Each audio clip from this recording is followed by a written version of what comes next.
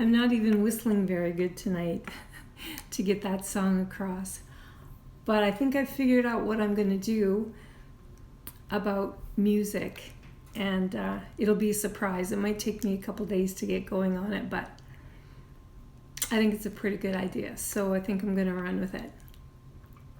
And then you can dance with me to whatever song of the day is there whenever you feel like it. Not necessarily as part of the live, so just because of the trouble we've been having there.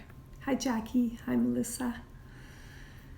Hope you've had a beautiful Sunday. We've had a nice quiet family day here today. Very lazy day, and got to see John and Kiara come over, play a game of Scrabble, one of our best yet. We were all very invested in the game today. I don't know if your family plays Scrabble, but very focused game of mind over matter. So it was fun. Because, I didn't have a lot coming to me today about what to say. And some of the questions that have been asked lately just don't seem to merge well into kind of what we left behind and what's behind us. So I thought I would read tonight one more little excerpt from my journal as a way of bringing that whole story to completion. Because even though it was 3 days there, I knew that things were changing for me on a deeper level, although I didn't feel completely conscious of them. There were little snippets as I reread my journal today indicating that things were about to change. Little did I know how much, because the year 2000 was a wild year for me on so many levels. So many amazing things happened, so many confusing things. And this few days at Yasodhara really set the stage for all of that and set a foundation. So I'm gonna fast forward in my journal 2 days to when I was leaving the Kootenays and going back home to my, what I refer to in my journal as real life. And I think a lot of us feel that way, right? Especially when we take a break from family or the mundane, the norm from work. We go somewhere, we have these experiences, we've got space to think uninterrupted thoughts, to journal, to do all the things that we wish we did on a regular basis back home. At least this is my mindset back then. And then figuring out how I could possibly maintain any kind of discipline when I landed back home into the chaos of, managing a home and raising 2 small children and, all the other things that go along with that. It's like I was a little bit worried about that. And I had built a little buffer zone in between the ashram and home at a dear friend of mine lived in Calgary, and I stopped at her place for a few days to just, integrate. And back then, that was my first big time away. I felt like I needed lots of integration time, like that buffer zone between what I was nurturing within me and home, because they seemed very separate at that point in time. I didn't see the oneness of my life. I saw my life at home as being separate from my spiritual life back then, when I was really kind of, waking up to and going down the rabbit hole of yoga. And by the way, it wasn't yoga asana. It was yoga philosophy, yogic teachings. I started studying the lives of saints. I would Google all these people that I heard about when I was at the ashram that were long gone, and learn about their lives. I was drinking books and drinking information. I was very thirsty. That trip to the mountains woke up a thirst in me that I had no idea how unquenchable it was. So let's see. So if you remember, I landed there on November 1st, and today's journal entry is November 4th. Letting go, saying goodbye, putting things in order, taking care of practical matters. It's been a productive day. I don't know what I thought my other days there were, but maybe not productive compared to my life at home. I've caught myself starting to rush, hurry, plan, then change my thinking to, I have all the time I need, no need to rush. It will all get done. I can stay present, enjoy each moment.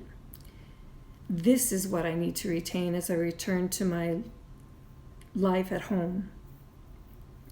The life with the endless to-do list. I need to slow down and let the light into each moment.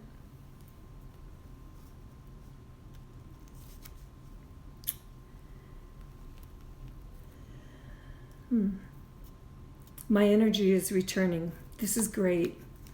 Part of what I'd hoped for here. I'm excited to return home and begin my studies and apply my newfound knowledge. Yet I find myself wanting to take a piece of this place, this experience, home, be it through the books, the rocks from the beach. It's the oven warming up. The photos I've taken.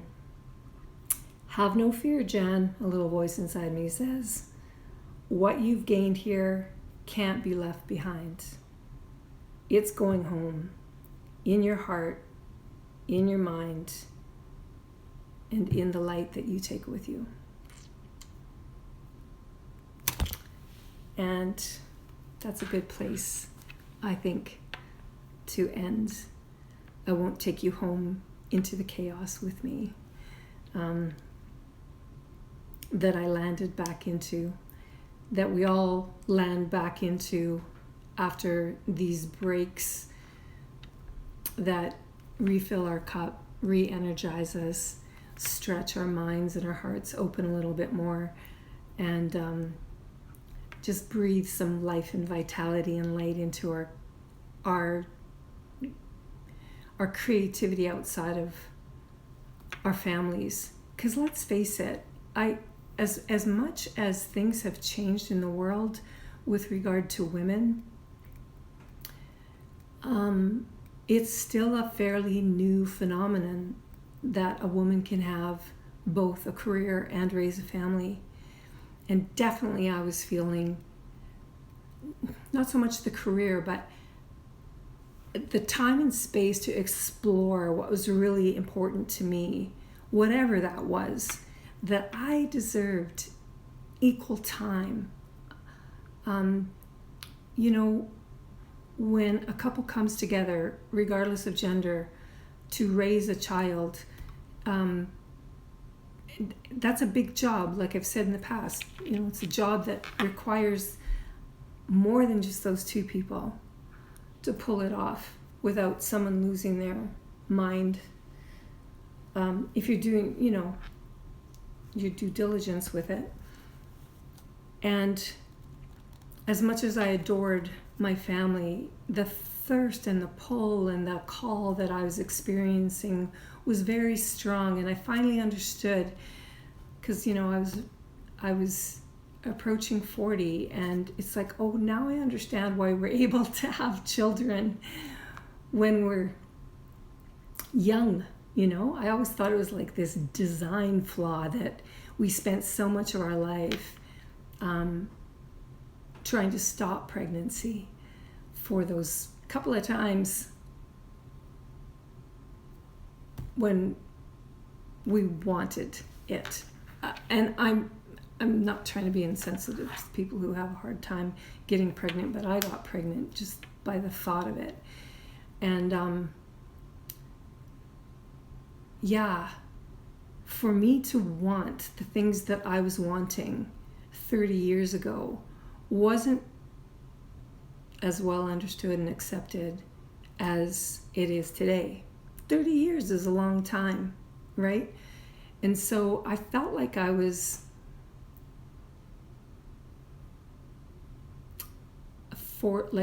breaking trail in some ways, really caring for myself and looking after myself, and trying to find ways to get my needs met outside of the confines of just relying on one person, your spouse, to fulfill all those needs. It wasn't a very common thought form 30 years ago in my world. In the, it was still pretty traditional, and I tried to surrender as much as I could to just wanting what I had and not wanting what I didn't have. Yet I wanted space. I wanted time. I was heading into those years, that the 40s are. Our 40s are all about facing some hard stuff after figuring out who we are apart from our families of origin. Then we go into doing some healing work, and after 40 years on the planet, things start to happen. Things come down your street that you don't necessarily choose. If you're on a normal track, sometimes these choices obviously happen to people long before they're 40, but up until that time I'd had a pretty normal life, and little did I know the adventure was just beginning. And the example of Swami Radha's life, which really took a major turn when she was 44 years old. She had a fairly normal existence till then as well. I rested in that somewhat, thinking, you know what? She didn't have to figure it out. Things unfolded. Our karmas unfold, our dharma unfolds, our purpose unfolds as we live our lives. And then certain trends and traits and, threads start to appear, and we can start to see a little more clearly the puzzle pieces that form the big picture of who we are and why we're here. So that's your Sunday night story time. And after a full afternoon of visiting with my family, I'm tired and need to stop talking, take some rest, eat some food, and call it a night. So big love to you, and thank you so much for joining me, and we'll see you tomorrow night. Lots of love. Yeah, and maybe tomorrow, the surprise of how we can dance together, when I figure that out. So, lots of love to you. Big love.